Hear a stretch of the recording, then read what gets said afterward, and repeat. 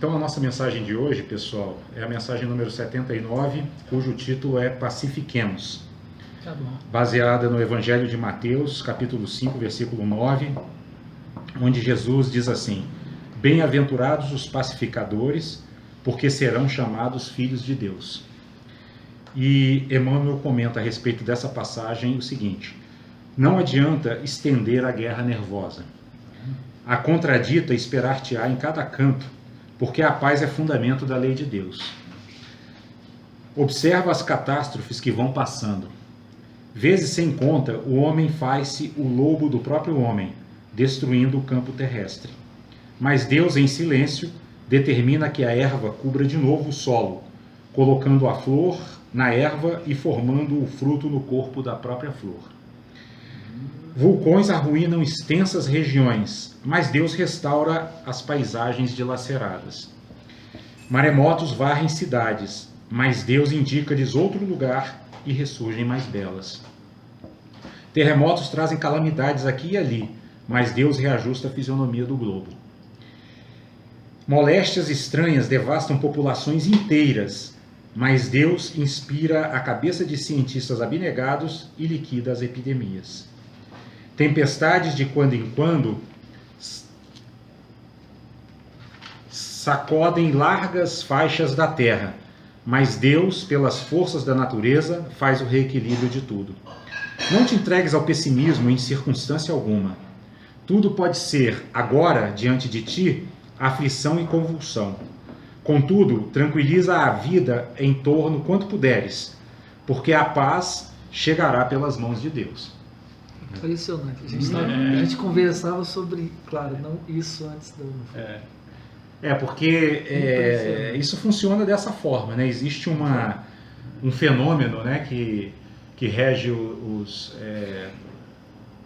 princípios espirituais, que se chama sincronia, né? Uma coisa com a qual a nossa ciência não tem muita intimidade, né? Porque a sincronia é aquilo que brota como uma aparente coincidência, sem uma relação causal muito evidente, mas que a gente percebe que tem um recado ali, né? É por isso que a gente faz o Evangelho aqui todos os sábados, né? Porque ao praticarmos os ensinamentos evangélicos, a nossa mente ela se refina para perceber que no fundo não existem coincidências. O que existem são eventos que acontecem na nossa vida para que novas camadas, né, do nosso potencial espiritual emerjam, né? Então, muitas vezes, coisas que a gente considera dor e aflição, ela tem mais ou menos o mesmo papel que tem uma cirurgia, né? Você entra numa mesa de cirurgia sabendo que você vai ser cortado, sabendo que aquilo vai ser doloroso, sabendo que vai haver um processo pós-operatório demorado, né, detalhado, mas você sabe que ao fim e ao cabo você vai sair melhor. Então as dores na vida também, sejam elas físicas, sejam elas psicológicas, sejam elas espirituais, tragédias, né, sejam elas perda de entes queridos, sejam elas tragédias financeiras ou qualquer outra, elas vêm para que um outro ângulo do nosso potencial espiritual se manifeste. É como se fosse a pedagogia divina, né, atuando como um mestre firme, né, aquele mestre que não vai ficar passando a mão na cabeça, mas que vai estar sempre querendo que nós sejamos o melhor que nós podemos ser, né? Então, quando Emmanuel dá essa mensagem, o título Pacifiquemos, ele está querendo dizer o seguinte: para que a gente enxergue isso, para que a gente não veja nas dores e aflições simplesmente eventos aos quais a gente manifestaria a aversão, o medo, ou raiva, ou qualquer outra coisa dessa natureza, né, o desespero, né, para que a gente não haja dessa forma, a gente tem que estar com a mente pacificada, né, a gente tem que estar como que preparado, de prontidão para as dificuldades. Nós já sorteamos aqui algumas vezes uma mensagem que se chama Jesus e Dificuldade, né, onde Emmanuel, fazendo a análise... Jesus em dificuldade. Não, Jesus e dificuldade, ou seja, o centro dessa mensagem, Jesus e Dificuldade, qual a visão da doutrina espírita em relação às dificuldades. Ou seja, a dificuldade ela só brota porque nós a estamos enxergando como dificuldade.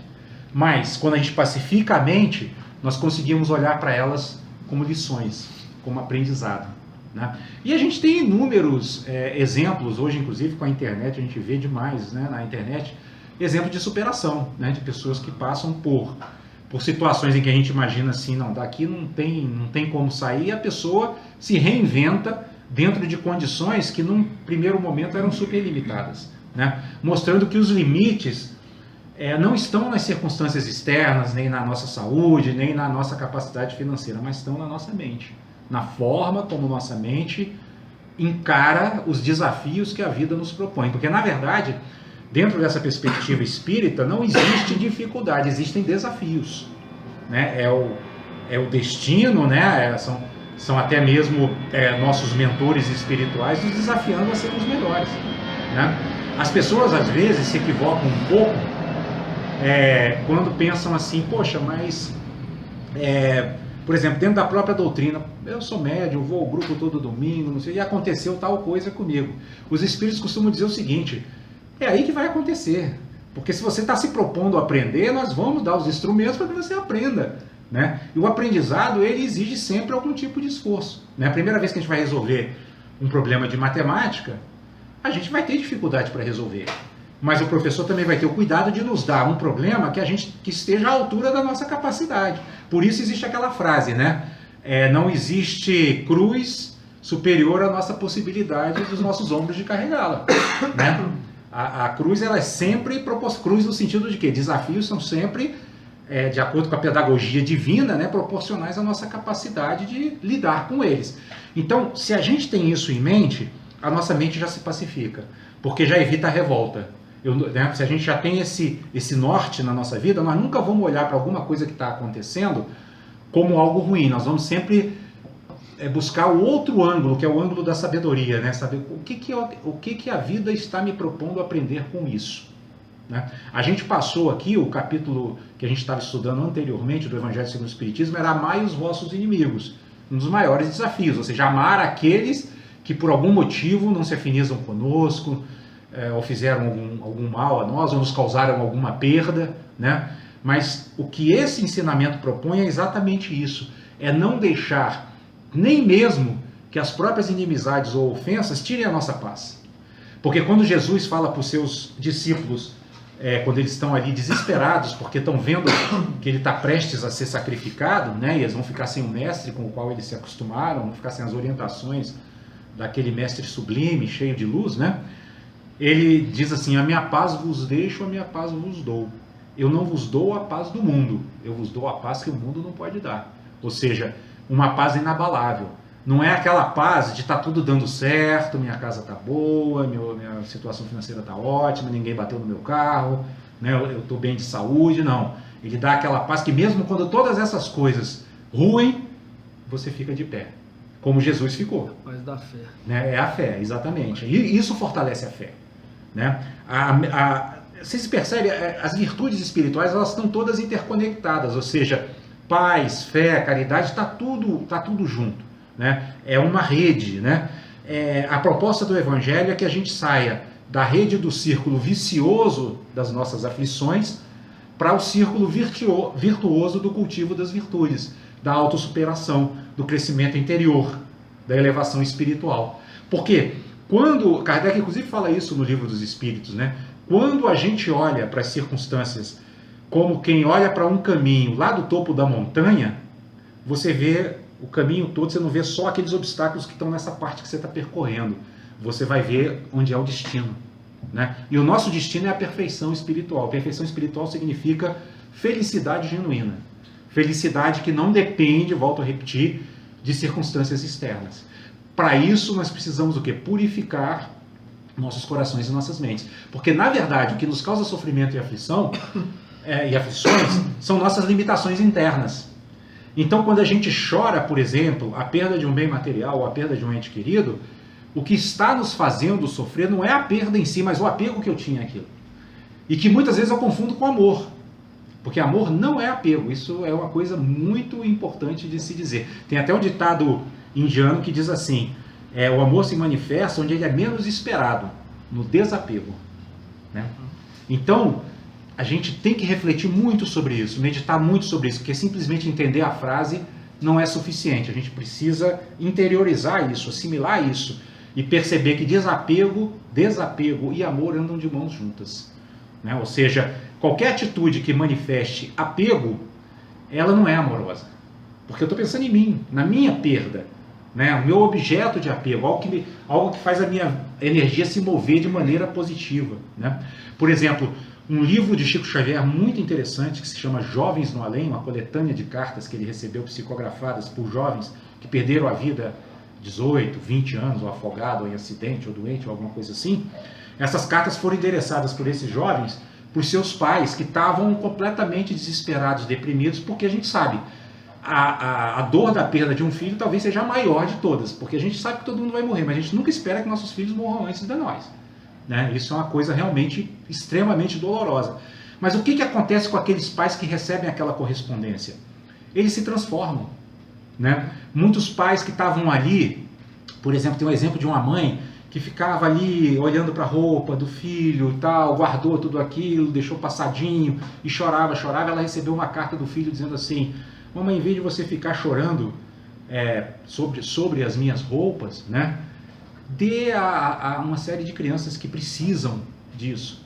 Tem uma série de crianças precisando de você. E o que aconteceu conosco, com a nossa família, é algo que fazia parte dos débitos espirituais que nós tínhamos. Então nós não temos que nos revoltar contra isso. Nós temos que agradecer a Deus que nos deu a oportunidade de nós quitarmos algumas das muitas dívidas espirituais que contraímos em encarnações passadas. Aí isso mudou o quê? Mudou a visão da mãe. E ela fez o quê? Ela não só fez o que o filho pediu a ela que fizesse, porque ele ainda disse assim: o seu choro me entristece, ele chega até mim como vibrações pesadas. Olha como muda a imagem da pessoa, né? Então aquela pessoa que achou que teve uma perda, em primeiro lugar, ele colocou na carta detalhes que permitiram a ela identificar. Ela falou: ontem você estava chorando, eu vi as suas preces e tal, assim, assado. Então ela percebeu que realmente o filho dela estava vivo. Esse foi o primeiro ponto. E o segundo, ela percebeu que ela, na verdade, estava sendo egoísta, porque ela estava pensando só no filho dela. Aí, de repente, o filho dela, inclusive, escreve na carta: quantas mães não perderam os filhos? Quantas outras não conseguem sustentá-los? Ajude-as, né? Essa é uma oportunidade. Ela pegou as roupas todas, levou, deu para as pessoas, fundou uma entidade, né? uma ONG, alguma coisa desse tipo, porque naquela época, não sei nem se tinha ONG, mas era algo semelhante, para cuidar de meninos órfãos. E com isso, o estado depressivo se tornou um estado de alegria, né? Que é difícil de se entender para quem não estuda os ensinamentos espirituais, porque quem vê isso fala assim: nossa, que mãe desnaturada, porque está todo mundo preso nessa visão estreita, né? Que mãe desnaturada, perdeu o filho e está comemorando, não está nem aí, né? Quer dizer, o desapego é visto como desamor. Então, para que a gente tenha essa paz, para que a gente pacifique a nossa mente, como está aqui nos sugerindo, né, a mensagem, né, pacifiquemos, a gente precisa lidar com essas nossas limitações, dissolvê-las completamente, né, para que, como diz Jesus, né, bem-aventurados os puros de coração, porque verão a Deus. Deus aí vocês podem entender como felicidade.